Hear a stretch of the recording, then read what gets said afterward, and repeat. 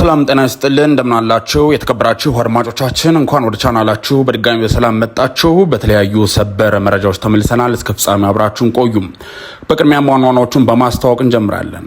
በዛሬው ዕለት ሰኞ ከደቂቃዎች በፊት በተሰማው ሰበር መረጃ የኢትዮጵያና የኤርትራ ድንበር መሀል ሲፈራ የነበረው እንዲሁም በፖለቲከኞቹ ሲፈራ የነበረው ጦርነትን ሊያስነሳ የሚችል ከባድ የሆነ የተኩስ ልውውጥ ተደርጎ ነበረ። በዚህም መከላከያ ሰራዊት በሁለት ግንባር በአፋር አካባቢ ወደ ኤርትራ ድንበር ተሻግሮ እንደገባ ታውቋል። ራሱን ለመከላከል ያደረገው የተኩስ ልውውጥም ስኬታማ እንደሆነ ከቦታ የወጣው መረጃ ይጠቁማል። ይህም በተመለከተ ዝርዝር መረጃ እናስደምጣቸዋለን።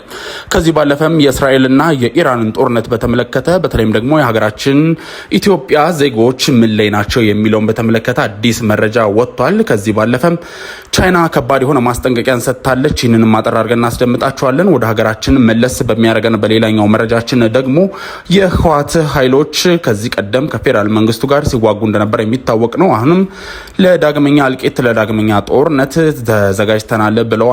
የድሮን መቃወሚያም አዘጋጅተናል፣ አሁን ሙሉ ትጥቃለን እንገጥማለን ሲሉ የህወሓት ከፍተኛ አመራር ጀነራል ምግበይ ኃይሉ ገልጸዋል። ሌሎች ጉዳዮችንም አንስተዋል። ይህንንም አጠር አድርገን የምንመለስበት ይሆናል። ለዚህ ቻናል አዲስ የሆናችሁ ሰብስክራይብ በማድረግ እንዲሁም የደውል ምልክቷን በመጫን ኦል የምትለዋን በማብራት ቤተሰብ እንድትሆኑ በአክብሮት እንጋብዛለን።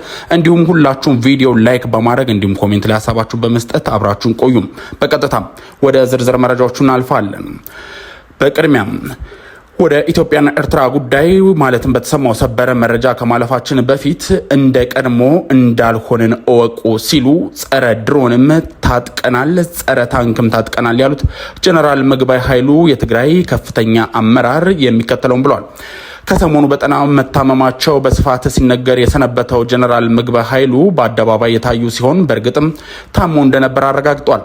በልብ ህመም ምክንያት በሕክምና ላይ የቆዩት ጀነራሉ አመሻሽ ላይ በትላንት ጀምሮ በሰጡት ቃለ መጠይቅ እጅጉን እያነጋገረ ይገኛል። በተለይም ደግሞ ቃለ መጠይቁ ህዝብ ስጋት ያደረበትን ዳግም የጦርነት ውጥረት የሚያጠናክር መሆኑን ተገልጿል። ምንም እንኳን የፕሪቶሪያው ሰላም ስምምነት የትግራይ ኃይሎችን ትጥቅ እንዲፈቱና ከባድ መሳሪያዎች እንዲያስረክቡ የሚደነግግ ቢሆንም ጀነራሉ ከድምፀ ወያኔ ጋር በነበራቸው ቆይታም ጠንካራ ሰራዊት ገንብተናል ሲሉም ተናግረዋል። የትግራይ ከፍተኛ አመራሮችም ከቀድሞ እልቂትና ጦርነቱ የተማሩ እንዲሁም ህዝባቸው በቀኝ እያለም አሁን ወደ ጦርነት ለመግባት ዝግጁ መሆናቸውን የሚያሳይ ነው። ግልጽና ጠንካራ ዓላማ ያለው ሰራዊት ገንብተናል ያሉት ጀነራሉ ከባድ መሳሪያዎች ባሻገር ጸረ ድሮን መሳሪያዎችን መታጠቃቸውን ገልጸዋል። የትግራይ ጀነራሎች ሰራዊትን በማሰልጠን ለረጅም ጊዜ ተጠምደው እንደቆዩ የገለጹት ሌተናንት ጀነራል ምግበይ እሳቸውም ሆኑ ሌሎች ወታደራዊ አመራሮች ጠንካራ ሰራዊት በመገንባት ሂደት ውስጥ መቆየታቸውን አስረድተዋል።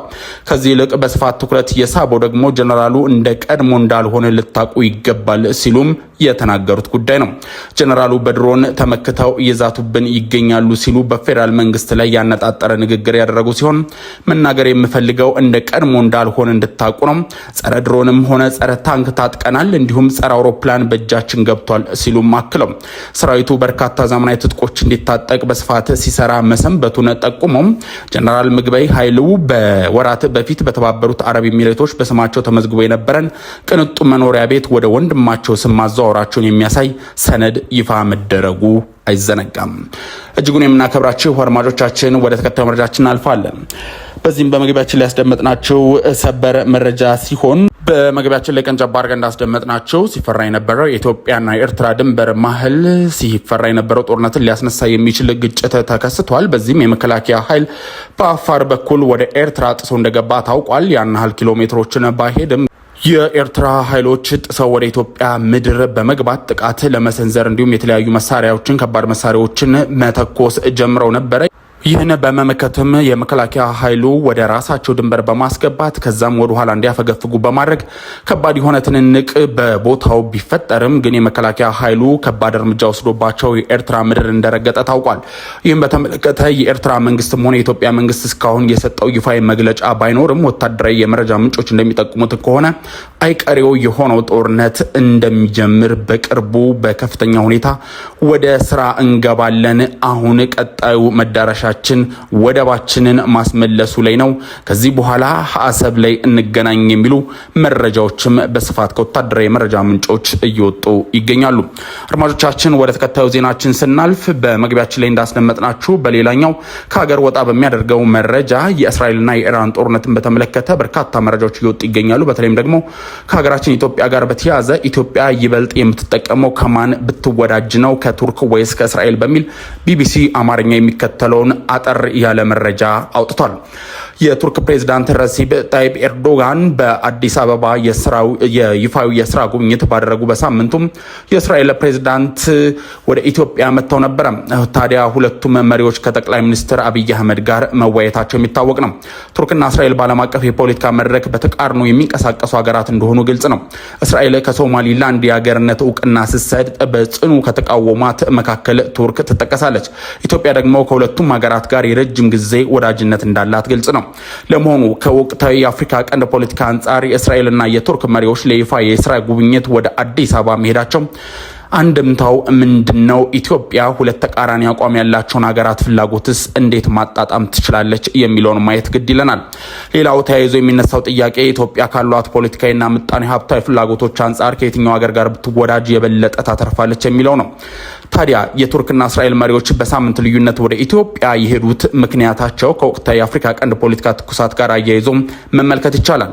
በኢትዮጵያ ሲቪል ሰርቪስ ዩኒቨርሲቲ የፖሊሲ ጥናት ባለሙያ የሆኑት ዶክተር ሙከረም የኤርዶዋንን ጉብኝት ከምስራቅ አፍሪካ የደህንነት ስጋት ጋር አያይዞ እንደሆነም ይገልጻሉ። በሌላ በኩል የእስራኤል ፕሬዝዳንት ጉብኝት አገሪቱ ከኢትዮጵያ ጋር ያላትን ግንኙነት ለማስጠበቅና ለማስቀጠል ከምታደርገው ጥረት ጋር ይተሳሰራልን ብሏል።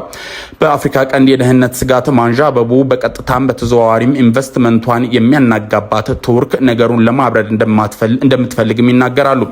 በኢትዮጵያና በኤርትራ መካከል የቀጠለው የቃላት ጦርነት ቀጠናው ስትራቴጂካዊ ፍላጎት ያላቸውን ሀገራትም እንዲሁም ማስጋቱም ግልጽ ነው።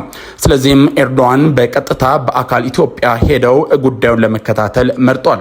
በአፍሪካ ቀንድ ከአሜሪካ ጋር ተመሳሳይ የሆነ የውጭ ጉዳይ ፖሊሲ የምታራምደው እስራኤል ከኢትዮጵያ ጋር ጥብቅ ግንኙነት አላት። ይህንን ግንኙነት ለማስጠበቅና ለማስቀጠል ፕሬዚዳንት አይዛክ ሄርዞግ ወደ አዲስ አበባ መጓዛቸውን ባለሙያው ይገልጻሉ። የእስራኤል የውጭ ጉዳይ ሚኒስትር የፕሬዚዳንቱን ጉብኝት በተመለከተ ባወጣው መግለጫ ኢትዮጵያ አፍሪካ ውስጥ ወሳኝ ሀገር እንደሆነች ጠቅሶ ነበረ።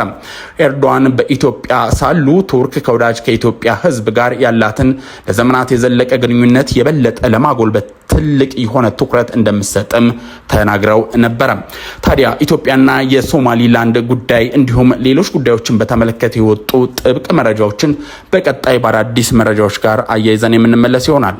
ቻናሉን ሰብስክራይብ ያደረጋችሁ ሰብስክራይብ ማድረጋችሁን እንዳረሱ፣ እንዲሁም ቪዲዮን ላይክ ሼር ማድረጋችሁን ቀጥሉ። እናመሰግናለን። በቸር ቆዩን።